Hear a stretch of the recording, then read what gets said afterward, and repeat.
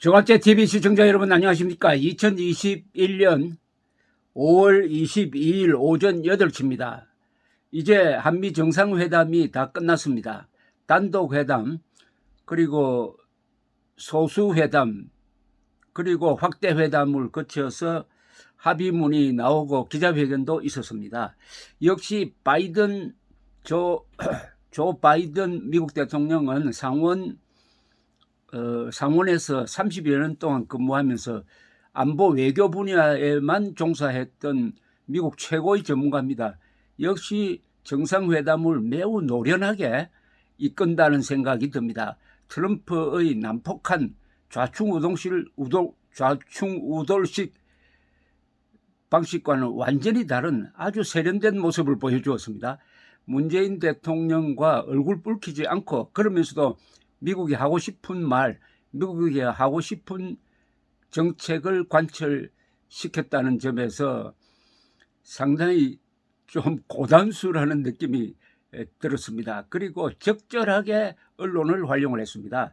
기자회견을 통해서 한국군 55만 명에게 코로나 백신을 지원하겠다라고 했습니다. 사실은 미군과 접촉하는 한국 사람들이니까 이 미군을 위해서도 꼭 해야 될 일인데 아주 생색을 내었습니다. 한미동맹 차원에서 백신을 지원하게 되었다고 문재인 대통령이 해설을 붙일 정도였습니다.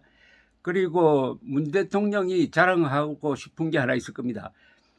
미사일 개발 제한 규정을 이제 완전히 폐기하게 되었습니다. 미사일 제한에서 마지막으로 남아있었던 것이 미사일 사정거리를 800km로 제한한다는 건데 그걸 풀어버렸습니다. 문재인 대통령은 이게 우리가 미사일 개발 주권을 확보했다라고 할 것이고, 바이든 대통령이나 미국 측으로서는 800km 이상 나가는 미사일을 한국이 개발하면은 그것은 북한과 중국을 동시에 견제하는 것이 될 것이다 라고 생각하게 될 것입니다. 중국이 상당히, 김정은은 물론이고 중국이 상당히 속으로 기분 좋지 않게 생각할 것이지만은 미국과 한국 대통령이 결정한 것이니까 뭐라고 하겠습니까? 어쨌든 이것은 한국에도 좋고 미국에도 좋은. 그리고 바이든 대통령은 김정은이 북핵 폐기 의지를 가지고 있으면 만날 수도 있다 하는 조건을 붙여서 만날 수도 있다라고 이렇게 점잖게 이야기를 했습니다. 그리고 전에 주한 미국 대사를 했던 한국계 미국인이죠. 김성 씨를 대북 특사로 임명한다고 했습니다. 이게 핵심이라고 볼 수 있습니다. 그리고 남북 관계에 대해서는 서로 원론적인 이야기를 하는 정도에 그쳤습니다. 그리고 이 백신을 개발하는 데 있어서 글로벌 포괄적 파트너십을 구축한다 하는 이야기를 했습니다. 그러나 가장 피부에 와닿는 것은 한국군 55만 명이죠. 50여만 명에게 백신을 공급한다. 그 다음에 미사일 제한 규정이 철폐되었다. 성김 씨를 대북 특사로 임명했다. 그 다음은 그 나머지는 대충 예상했던 것인데, 참고로 바이든 대통령과 기자회견하기 전에 문재인 대통령의 공동 기자회견 발언 전문을 소개를 해드리겠습니다. 문재인 대통령이 한 이야기입니다. 오늘 한미 정상과 대표단이 눈을 마주하고 대화를 나눈 것은 양국 국민들께 코로나 회복의 희망과 함께 수교 139년의 뜻깊은 선물이 될 것이라고 생각합니다. 바이든 대통령님과 나는 한국전 참전용사 명예훈장 수여식부터 단독회담, 확대회담까지 여러 시간을 함께하는 동안 오랜 친구처럼 진솔한 대화를 나누었습니다. 민주주의 정진, 포용적 성장, 중산층 강화, 기후변화 대응을 비롯한 많은 부분에서 우리 두 사람의 관심과 의지가 같다는 것을 확인할 수 있었고, 특히 한미동맹의 굳건함을 재확인하고 더욱 강력한 동맹으로 발전시킨다는 공동의 비전을 확인했습니다. 이번 미국 순방을 통해 바이든 대통령님과 나 사이에 쌓인 신뢰는 양국 국민의 우정을 깊이 다지고 한미동맹의 지속적인 발전을 굳게 뒷받침하는 기반이 될 것이라고 확신합니다. 어찌했든 이번에 두 사람이 만나서 한미동맹의 강화에 합의했다는 것은 나름대로 의미가 있다고 생각합니다. 그동안 문재인 대통령이 한미동맹을 이거 깨려고 하는 거 아니냐. 특히 트럼프의 뒤죽박죽인 정책을 역이용해가지고 미국을 화나게 해가지고 미국이 한국에서 스스로 물러나도록 하는 것 아니냐. 특히 주사파 출신들의 운동권들이 영향력을 행사하는 것으로 봐서 이렇게 불안해했는데, 그러나 이번에 바이든 대통령의 노련한 외교술에 의해서 두 정상이 한미동맹 강화를 외쳤습니다. 더구나 이번에 장진호 1950년 11월 장진호 전투에서 용감하게 싸운 예비역 대령에게 명예훈장을 수여하는데 두 사람이 같이 함으로써 문재인 대통령의 존재 의미, 한미동맹의 존재 의미를 아주 상징적으로 보여주었습니다. 즉 중공군과 싸웠다. 지금도 그 중공이 한국과 미국의 공통의 잠재적 적 또는 상대다 하는 것을 확인시켜 주었고, 그렇게 피를 흘리는 사이에 문재인 대통령이 부친은 흥남에서 철수선을 타고 남한에 와서 문재인 대통령을 낙해했으니까 당신의 존재 의미는 뭐냐 하는 것을 아주 간접적으로 보여준 행사라고 생각을 합니다. 어찌됐든 이번 행사 전후로 해가지고 한미동맹을 강화하는 상징적 어떤 이벤트가 이어지고 있다는 것은 우리로서는 안도할 수 있는 부분이라고 생각합니다.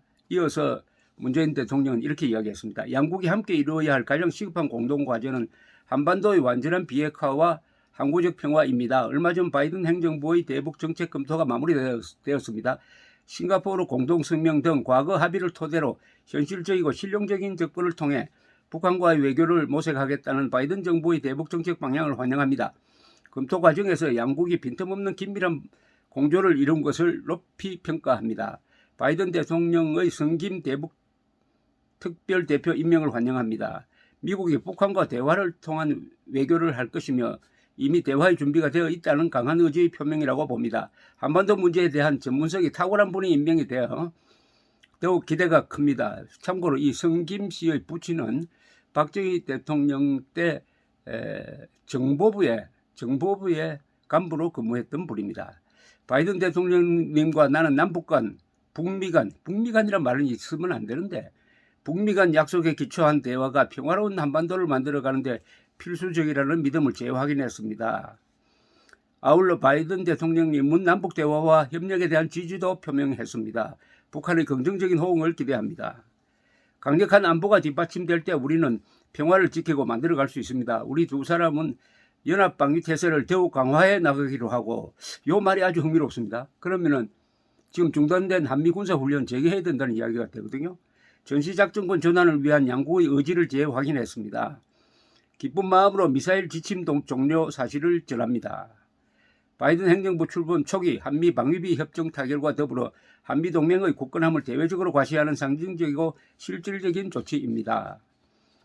오늘 정상회담에서 바이든 대통령님과 나는 시대와 환경의 변화에 부합한 새로운 분야의 협력을 확대해 나가기로 했습니다. 첫째, 당면 과제인 코로나 극복을 위해 힘을 모을 것입니다. 미국의 선진기술과 한국의 생산 역량을 결합한 한미 백신 글로벌 포괄적 파트너십을 구축하기로 했습니다. 양국의 협력은 전 세계 백신 공급을 늘려 코로나의 완전한 종식을 앞당기는 데 기여할 것입니다.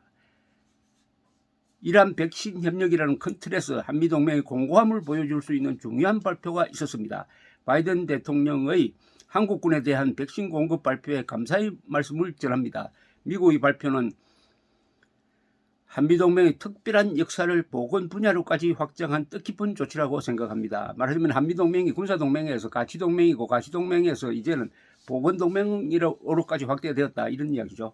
둘째, 반도체, 전기차, 배터리, 의약품을 비롯한 첨단 제조 분야의 안정적 공급망 구축을 위해 긴밀히 협력해 나가기로 했습니다. 디지털 시대 전환이 가속화되면서 첨단 신흥기술 분야의 중요성이 커지고 있습니다. 셋째, 기후위기를 해결하기 위한 한미 간 공조를 더욱 공고히 할 것입니다.